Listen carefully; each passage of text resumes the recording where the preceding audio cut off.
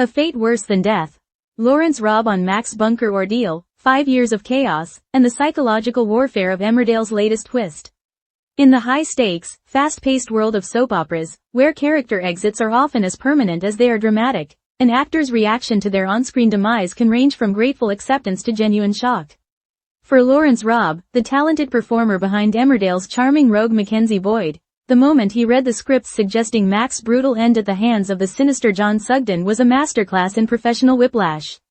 In a candid and engaging appearance on ITV's Lorraine, Robb peeled back the curtain on the emotional rollercoaster of being killed off, the intense filming conditions of his character's current nightmare, and the remarkable 5-year journey of a character who has become synonymous with survival against impossible odds. The script that sent a shockwave. Oh, they've just not told me I'm dying. The interview with the ever-affable Lorraine Kelly began with the topic on every Emmerdale viewer's mind. The recent, harrowing storyline that saw Mackenzie Boyd seemingly meet his end. For weeks, audiences watched as Mack, entangled in the dark web of John Sugden's schemes, found himself in a terrifying showdown. The confrontation was the culmination of months of tension, a classic soap opera crescendo where the villain appears to triumph. The scenes were shot with a chilling finality. Mack was defeated, and John emerged victorious, leaving fans to believe that the beloved character had been unceremoniously written out. Robb recounted the moment he first received those fateful scripts with a mixture of humor and genuine bewilderment. Initially I read it and I was like, oh, they've just not told me that I'm dying, he confessed to a sympathetic Lorraine Kelly.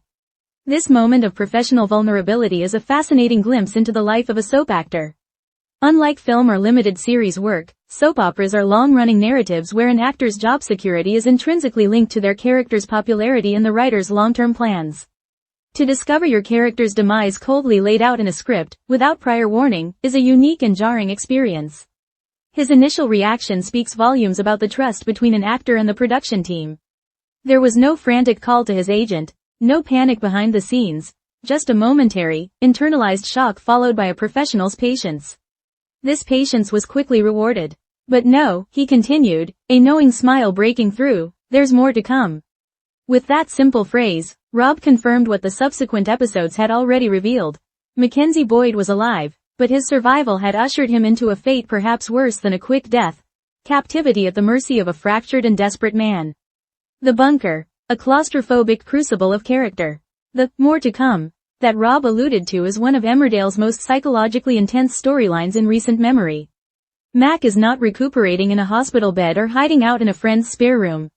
He is imprisoned in an abandoned, cold, and dark bunker, completely at the mercy of John Sugden.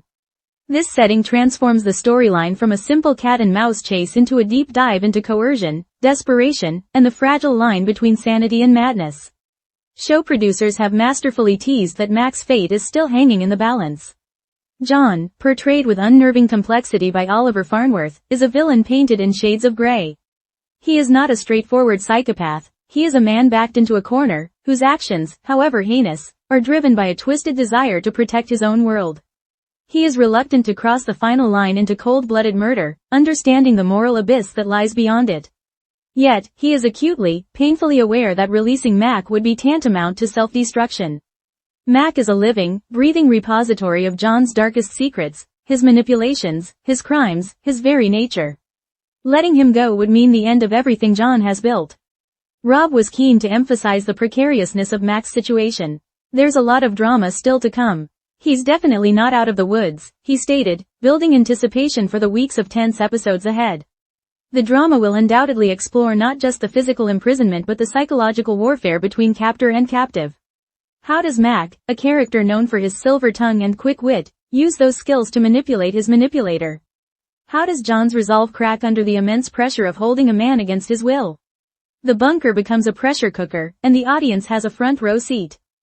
The art of collaboration. Shooting a nightmare with Oliver Farnworth. A significant portion of Robb's interview was dedicated to praising his co-star, Oliver Farnworth. Confined sets and two-hander scenes are some of the most challenging for an actor. There is nowhere to hide, no ensemble to share the load. The performance rests entirely on the chemistry and skill of the two individuals. Robb was effusive in his praise for Farnworth's talent and professionalism. To be honest, I'm looking forward to seeing how it plays out. Because shooting it with Ollie's amazing and it's great, but it's a long time to be in that bunker. This remark highlights the dual reality of an actor's life.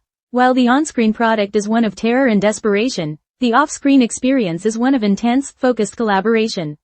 For weeks, the two actors would have spent long days on a single, likely claustrophobic set, building the nuanced dynamics of their characters' terrifying relationship. Robb's comment about it being a long time to be in that bunker is telling. It suggests a filming schedule that was as mentally draining for the actors as the situation is for their characters. To maintain that level of heightened emotion, fear, and tension day in and day out requires immense skill and stamina.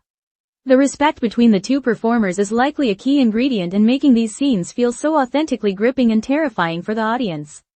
5 years of mayhem, celebrating a milestone of misfortune. The timing of this high-stakes storyline is particularly poignant, as it coincides with a significant milestone for Lawrence Robb. He revealed to Lorraine that his first day on set as Mackenzie Boyd was exactly 5 years ago from the interview. As far as filming, it was 5 years ago today, he announced, reflecting on half a decade of chaos, character development, and countless near-death experiences. This anniversary offers a perfect opportunity to reflect on the incredible journey of Mackenzie Boyd. When he first swaggered into the Dales, he was the classic bad boy, a con man and a chancer, involved with the infamous Kim Tate. He was an outsider, a catalyst for trouble. Over 5 years, however, Mack has been woven into the very fabric of the village.